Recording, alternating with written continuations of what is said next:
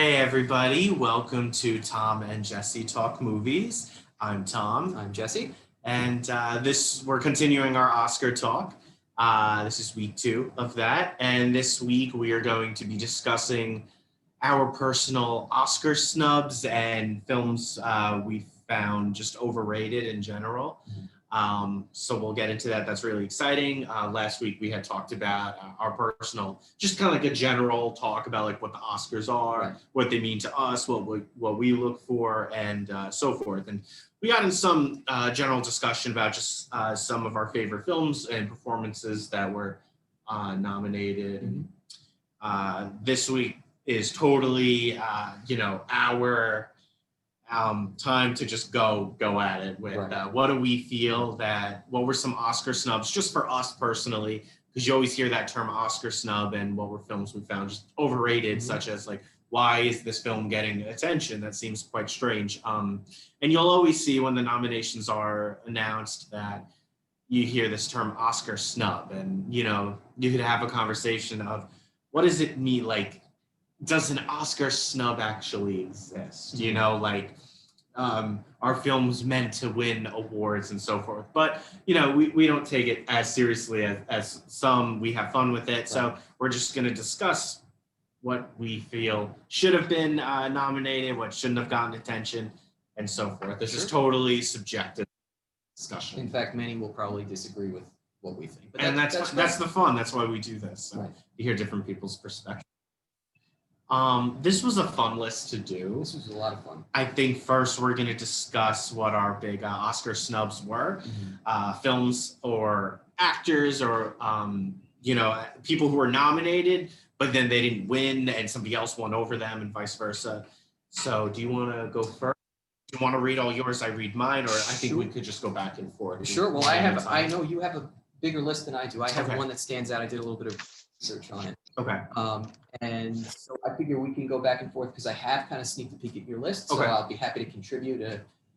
But my biggest snub was Danny Boyle for Best Director not getting nominated in 2016. He directed Steve Jobs. For those who are keeping track, that was actually Alejandro Inarritu who won for The Revenant. So I personally haven't seen The Revenant, so I don't want to speak ill of it. I know you've seen The Revenant. I've seen it, yeah. Did you like The Revenant? No. Okay. No, I did not. I found it utterly boring. I didn't pay him to say that, for the record. But I happen to love Steve Jobs. I know you've seen. I'm a fan too. I saw it in theaters, and I was not really looking forward to it. I'm like, how interesting can this be? And within 5 minutes, I was like, oh. And it is written by Aaron Sorkin, who I love The West Wing. Yes, and that's his show. He'd also be famous for The Social Network. If any of you guys or girls have seen The Social Network, but I think this is one of those. It's a biographical film. Of course, it's dramatized in some ways. It's the life of Steve Jobs. And why I found this to be one of the biggest snubs, and I'm going to particularly pinpoint Danny Boyle here when I say that it was a snub that he didn't get nominated. There's something about biographies to me that can be really dry and uninteresting. And I kind of realized this might be a bit of an uncustomary choice for a biggest snub as a best director. But I think what's great, having seen a few Danny Boyle films, 28 Days Later, 28 Weeks Later, you've seen 127 Hours,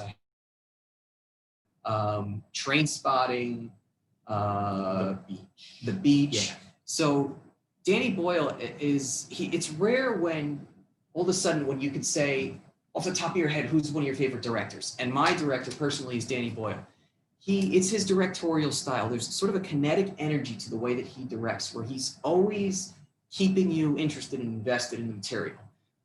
So not only do you have this really, really compelling and competent script by Aaron Sorkin, you have this really fascinating directorial style. This isn't a movie where there's a ton of conflict on the surface in terms of like no one's being shot, no one's being punched.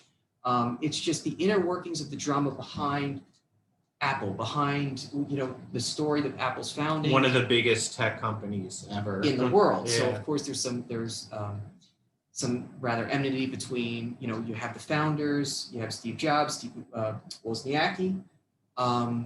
It's just not only to get some really, really interesting performances, some great performances from your girl Kate Winslet. Oh, yeah. I happen to love Michael Fassbender as Steve Jobs. Yeah, he was really good in that role. But again, for me, what it goes back to is that it's taking something that would be relatively maybe uninteresting if it felt like somebody else. Mhm. And I remember Jeff Daniels is great in it too. Yeah. I remember there are conversations that take place at a table, and I mean, it's just the majority of the film is just it's expository dialogue and conversation. It's a fast-paced film for having, like, obviously it's not an action movie, but it's fast-paced in the sense of like the dialogue and the conversations, and it reminded me so much of the TV show The West Wing, which I like I said I love, and that's Aaron Sorkin. You know, that's his writing, and it's gripping. And Danny Boyle is such gripping. a consummate professional as a director. I mean, whether it's camera movements, whether it's helping to influence lighting techniques, I mean, everything just meshes so well with Aaron Sorkin's dialogue. And again, there's this one scene where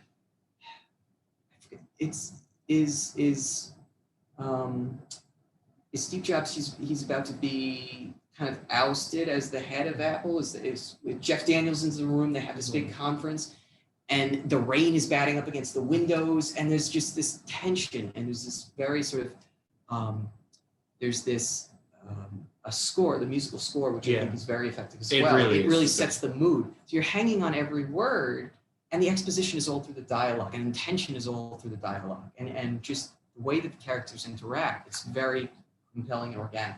So I didn't see The Revenant, but that's just one of my, it feels like a snub to me, because Danny Boyle, he's just such a good director, I thought. And I just loved everything about it. I remember at the time when the Oscar nomination list came out, I was like, really? Yeah. I was surprised. This was a film that I didn't have much of an interest going into it. And I happened to just take a chance, and I said, I'm going to go see it in theaters. And I walked out of it going like, wow, this really deserves accolades and praise, because I just thought it was so riveting and fascinating. So that would be one of my snubs. I want to hear what you have to say. So yeah, I have quite a few, but one at a time. Talk about how Alfred Hitchcock was never won for Best Director. Isn't that crazy? Isn't that one of the most crazy? Influential filmmakers ever? How many contemporary filmmakers try to, in some way, emulate what Alfred did? I found that out recently, and it's like, I have not gone through all of his filmography. I've seen several, most recently Rear Window, but obviously I've seen Psycho a million times. I've seen The Birds, and I am actually going through some of his filmography right now, but he's a director where he really puts his stamp on something. And I feel that, like, you don't have to be into suspense or thrillers to really, or even horror, to really like Hitchcock. Like, I could ask anybody and they're like, oh, I've seen Psycho. Right. Or, oh, I've seen, North by Northwest. And he gets... Vertigo is a popular one. And he gets really good performances out of his actors. I mean, there are countless stories of him pushing actors. I mean, that's a different discussion, but like, yeah, he really went after Tippi Hedren and the Birds. And I mean, again, it is just a movie, but one can argue, oh, but is it worth the performance? Different conversation, but he's a director that just really had a vision, and every film you would watch, you could tell it's a Hitchcock film. And even there have been directors that I feel ripped him off. I mean, Brian De Palma, who has done Carrie and Mission Impossible, The Untouchables. There's his movie Body Double is essentially a ripoff of Rear Window. If it ain't broke, don't fix it, right? That's the common message. So, but ripping somebody off is ultimately really flattering. But yeah, that is one director that I'm like, yeah, he's trying to go for the Hitchcock thing. So yeah, quite surprising. No Oscar. I was actually shocked when I found that out again. Yeah. He's one of the seminal directors. Just in terms, I recently rewatched Psycho. I've seen it a couple times before, and it's just, even though you've seen it before, it's just you're on the edge of your seat. Yeah. What's she gonna do with the money? Is she really gonna take it? Yeah. And it's just how they effectively and like the way the structures of his film, that's stuff that's even discussed in film schools. Like, we learned about that. Like, what is the money is the MacGuffin? What does that mean? And, it's what gets you on board. And then it's funny how the money just goes away. And he knows how to really pull you in, and he's really good. Some of his films I like that more than others, but quite surprising for such an iconic name. No trophy for Best Director. Very surprising. All right, what else you got? So then a personal favorite of mine is Stanley Kubrick's The Shining from 1980 with Jack Nicholson and Shelley Duvall. Got 0 Oscar nominations, none whatsoever. None. And that is Kubrick's only film that has never gotten recognition. And there's this whole sort of debate, and I mean, papers have been published on it where it's like, does the Academy recognize horror films? Mm-hmm. And I mean, there's a difference between like Friday the 13th slasher horror, which obviously is not Oscar material, and then something like The Shining, where it's like, it's really a dark drama, psychological cerebral horror. And I think that's really important. Those films personally are what impact me more than something like a musical, but it's all subjective. That's a movie that so many people who, again, I don't watch horror movies, but they always like The Shining. Absolutely. And that's shocking. I mean, especially Kubrick, the way another director who just has his stamp all over stuff. All of his 2001 Eyes Wide Shut, Full Metal Jacket, all really strange movies and incredibly original. I just think The Shining, I mean, probably my personal favorite Jack Nicholson performance. And how many times is that movie spoofed and everything? I know. But no Oscar nomination, not even for Jack Nicholson, which is crazy. I mean, to me, Kubrick should have gotten Best Director. Nicholson should have gotten Best Actor. It's crazy. No, I agree. I mean, there's something. It's like there's so many times where you want to look away in that movie because I mean, Jack Nicholson is that good, and you see the degradation almost of someone's mind. You see over the course of 2 hours, someone really clearly slowly going crazy. Right. It just impacts you so much. And there's really an artistry to the way that movie is made. Just, I mean, how many iconic scenes are there with the blood flowing through the halls? And I love the sound design. I just think about him in the third act of the movie having that conversation with the bartender, and he's really heavily involved in this. And you will see it from Jack Nicholson's perspective that he's all right. And then there will just be this one little instance where you see that there's no one there that he's talking. Just very subtle and really artful filmmaking. I should have been known. There's an unfair stigma, which I know one of your later selections is going to talk about. I'm not going to get to that, but there's an unfair stigma, I think, against horror films. Totally.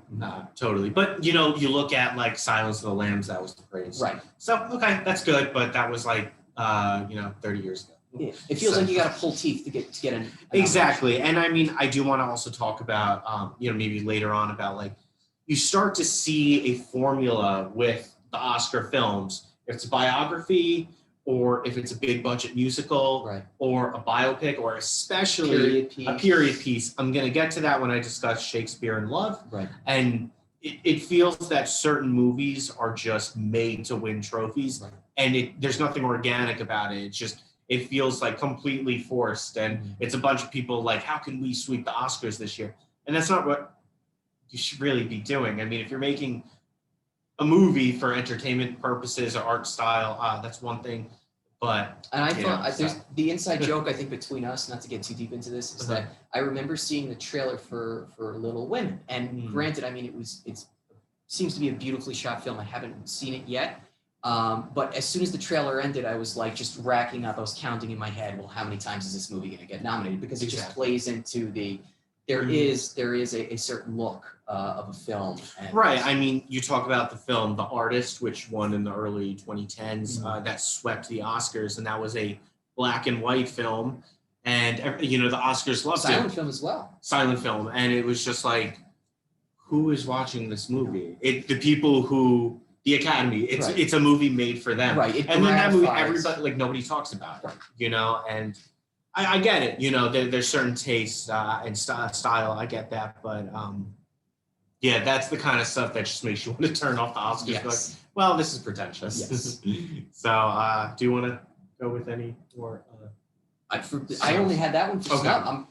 That one upset you because I know that you have talked about that with me many times.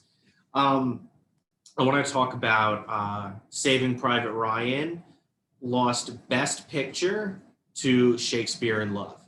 That was in 1999.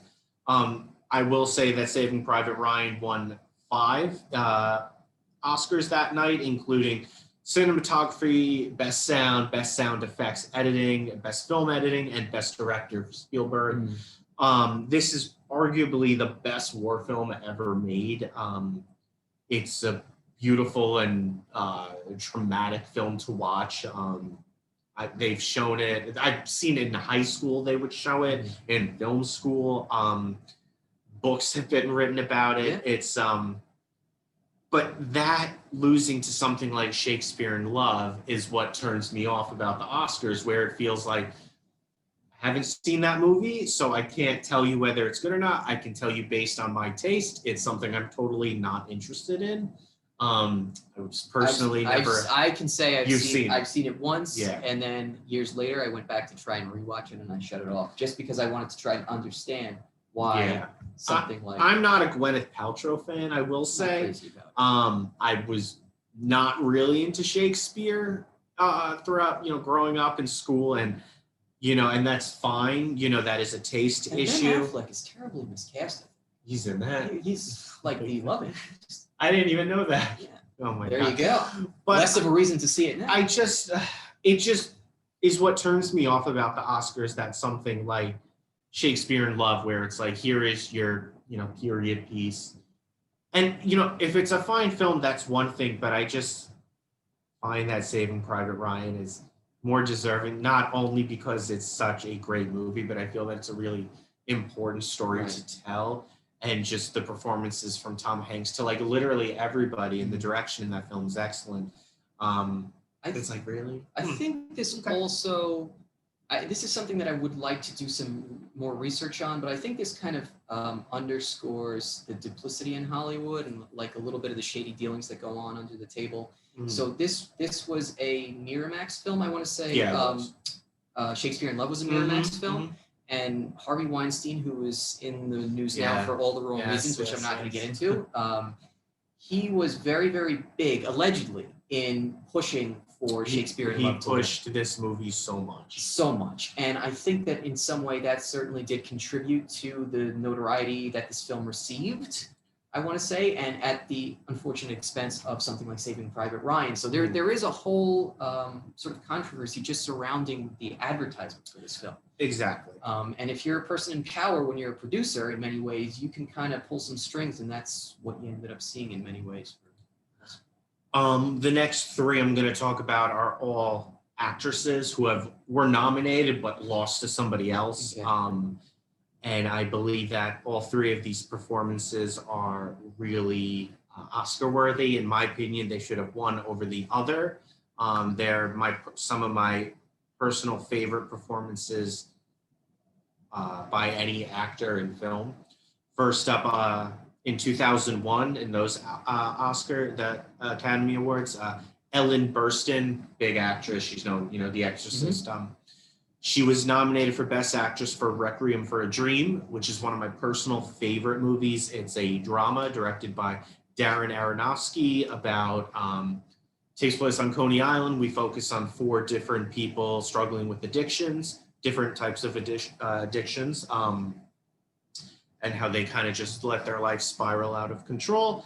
And that Ellen Burstyn played a woman, a lonely widow, living in Brighton Beach. It was Brighton Beach, Brooklyn, and the character name was Sarah Goldfarb. She plays, an old widow Jewish mother, but she was so excellent in this movie, and it's one of those like haunting performances. She is the mother of Jared Leto in the film, who's also an addict, and her addiction is she becomes, she has like a mental addiction, and then which turns into a drug addiction with pills, weight loss diet pills. Okay. And in this film, her character is lonely, old. She lives in this dark apartment. Her husband, who was her best friend, of course, passed years before. Her son is Jared Leto. His name is Harry in the film, and he is out, drug dealing and hanging out with his girlfriend, played by Jennifer Connelly. And she gives the most heartbreaking performance of this lonely woman. And every time I watch the movie, like, you're just like, holy cow.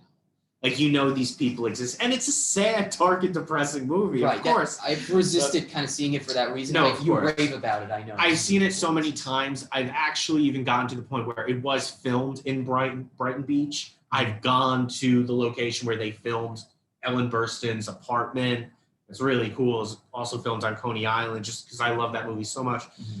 And she is such a monologue in this film, and I have never gotten to know a character in a film so much, where I felt like I knew this person's whole life story. And her husband died. She lives alone. She doesn't work. And she sits inside her apartment all day watching TV. She's addicted to infomercials. And when her son does show up, she's over the moon and excited. But she's living in the past, and she constantly looks at this one photograph of her and her husband, and she's wearing this red dress. And I forget, like, what it was some event. I think it was like a high school graduation for her son. And she constantly looks at this photo, and she's like, I want to lose weight. I want to get in that red dress again. And ultimately she goes to just a doctor who doesn't even look at her, prescribes her these diet pills, and she becomes addicted. She loses the weight, but there's severe side effects, and she absolutely loses her mind throughout the film and ends up in an insane asylum. But to me, what was so heartbreaking about her performance was just how this character lived in the past. Mm-hmm. And she is depressed. She doesn't really have much going on right now. And every day she's just staring at that photograph, and your heart just breaks for her. And that, to me, is like one of the most haunting performances. I think watching the movie for Ellen Burstyn's performance alone is totally worth it. Ellen did lose out to Julia Roberts for Erin Brockovich for this role. Personally, I'm not a Julia fan, so that to me is quite upsetting. Okay. And every time I watch Requiem for a Dream, I'm like, sorry, Ellen. Next up, and I feel like you could chime in with this one, Annette Benning, nominated for Best Actress in the 2000 Oscars for her performance in American Beauty, but she lost to Hilary Swank for Boys Don't Cry. Mm-hmm. Hilary gave an outstanding performance. Right. So this is one that it's like, I can't, fuss too much, but Annette Benning, like, I love her so much. And American Beauty, we both love the movie.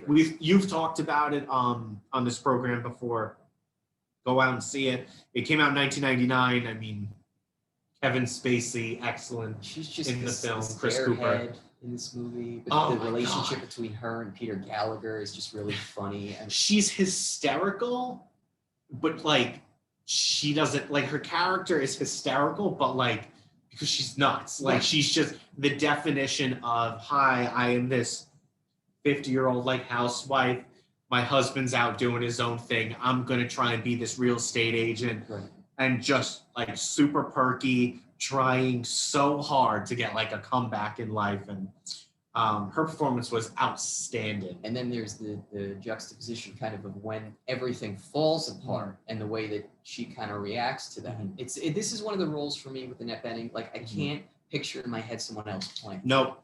No, I can't. No, she is perfect for this role. That's a very good choice. And yeah, you watch American Beauty, and to me, American Beauty is such an excellent drama, really about the American family. And I mean, there are so many things going on where it's like, yes, the main plot is Kevin Spacey is falling for a much younger woman, and he's married, and it's his daughter's friend in high school. Very inappropriate, of course. But there's so many other subplots. Like we focus on the wife, we focus on the neighbor, and it's just a nice all-American story because it's such a commentary of it's disillusionment. Totally. It reminds me a lot of Death of a Salesman. I see American Beauty being one of those, like, I can see it being like, oh, it was a classic novel that, we read back in school. Right. It has that sort of feel. But I think with the subject matter, that's timeless. I mean, this is something that you can always rewatch, and you can always find elements that are pertinent to you or you're someone that you know in some way. I mean, it's just, it doesn't age. And then have the actress Tilda Swinton was nominated for Best Actress for a film called We Need to Talk About Kevin, but she lost to Meryl Streep for The Iron Lady. This was in 2012. Meryl Streep has previously won 2 Oscars, and Iron Lady being her third. It is worth noting Tilda Swinton has won for, I think it was supporting actress for Michael Clayton. Okay. With George Clooney. And I mean, she's an excellent actress. She's great. So Tilda Swinton is an actress that a lot of people be like, oh, I don't know that name. But then you Google her and you're like, oh, I've seen her before. And she, to me, is really like the epitome of an art house actor. Mm-hmm. She does a lot of artsy kind of films. And she kind of has this, real original look to her. And, her hair is normally very short. Very short. Wow. She's tall, very thin, and I think she's a phenomenal actress. She has such range, but definitely an art house actress. In the film, We Need to Talk About Kevin, which I strongly recommend. You get from the library. You could look for on streaming. Came out in 2011. This is a film about Tilda Swinton is the mother to Ezra Miller. He's in high school. He is severely depressed, and it's a school shooting movie without the gun. He doesn't use a gun, but uses a different weapon, and he goes on a rampage at school. But it's not really about like that. It's really about the aftermath, how his mother is affected by it. And to me, this is very true to life. I mean, we saw that a bit with the shootings in Connecticut. They talk about, the mother, like, does she play a role? And I think that's an interesting discussion. And Tilda Swinton's character is really just shocked by it. And she kind of, they lived in this big, beautiful house, and she sold it and now lives in this little dainty, like 1-bedroom house downtown somewhere that just looks really shady. And people see her in town and throw stuff at her. And I just think she gives such a great performance of just a mother really mourning the loss of her son, but also herself. And I just think she's an excellent actress. I think that's worth noting. We Need to Talk About Kevin, a film that I always like to mention to people. I'm not a huge Ezra Miller fan, but this is the one role I think he's outstanding in. Okay. And then lastly, for Snubs, I want to talk about this little film called Hereditary that came out in 2018. This is back to the horror movie stage. Yes, this is a dark drama horror film starring Toni Collette, who's not really known for doing those kinds of roles. She does. So most recently, she was in Knives Out. Yes, phenomenal actress. She's great. This was an art house horror film. She gave a gut-wrenching performance about a mother trying to keep her family together after her mother dies, and then her dies after. Right.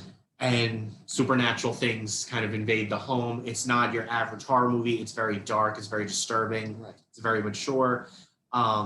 She should have been nominated, but worth noting, she was nominated for Best Actress for The Sixth Sense, which I think she was great in, but I didn't really see Oscar in that. She's one of those actors. She's amazing, and I saw Hereditary in theaters, and I happen to really, really like it because, again, it's sort of this transcendent horror movie. There are certainly elements of horror, but that's why I was a little bit disappointed that the Academy didn't see the bigger picture, that it's a movie about grief, it's a movie about loss. Yes. And it's the way that Toni Collette's character handles the loss, which I think is really riveting. Yes. So I loved Hereditary. Toni Collette's one of those people. She's such a great actress. Oh. She plays an American many, many times, and she's one of those people that you would never think she's actually. She's not American. She's not. She's an English actress. She is, and she has done all genres. I've seen her in indie comedies. Right. I've seen her in mainstream action films, horror movies now. TV shows, United States of Tara. I think that was on Showtime or HBO, one of those kind of, great actress, really, really missed opportunity. I think she definitely should have at least gotten a nomination for it. So then we'll talk about overrated. Do you want to do this? I don't know about you. Do you want to, since we're kind of almost out of time, Do we want to save this till next week? do you want to save overrated for next week? I would say let's do that. Okay. Do you? Because I have, again, a list, Yeah. and I know you have a good list too. Right. And see, like, we could just go off, like, there's only so much we could Right. pack in one show, but you know what? This is exciting because now our next week is planned. Sure. And so next week we will be doing overrated. I'll just give you a little taste. Okay. Can I just all right. tease? Tantalizing. Excellent. There is a film that I feel should not have gotten any Oscar recognition, and it's called Mad Max Fury Road from 2016. Okay. I will explain why next week when we cover our most overrated Oscar nominations That's and a pretty picks. good little tease. Completely subjective. You guys can contact us at programs@cshlibrary.org. Let us know how we're doing. What are your overrated Oscar picks? What are your snubs? Do you want anything. to open up the floor to anyone or everyone? Sure. Kathy, I don't know if anyone has any questions or comments. If you'd like to get anything in. Anybody wants to mention anything? You listened to me drone on for a half an hour, so I figured you should have every right to get back at me. What So, we're doing is I'm letting anybody who wants to unmute themselves. oh, sure. So if anyone wants to say anything. If anybody wants to say anything, we're all ears. If not, maybe if you're a little shy, I know I sometimes can be, email us and we could always read it and discuss it next week. So, Sure. okay. Okay. I think that's it. Programs@cshlibrary.org. We will see you next week for our continuing discussion of Oscar talk. Yes. Most overrated next week. Oh, yeah. All right. Thanks for watching, Thank everybody. you. Appreciate it.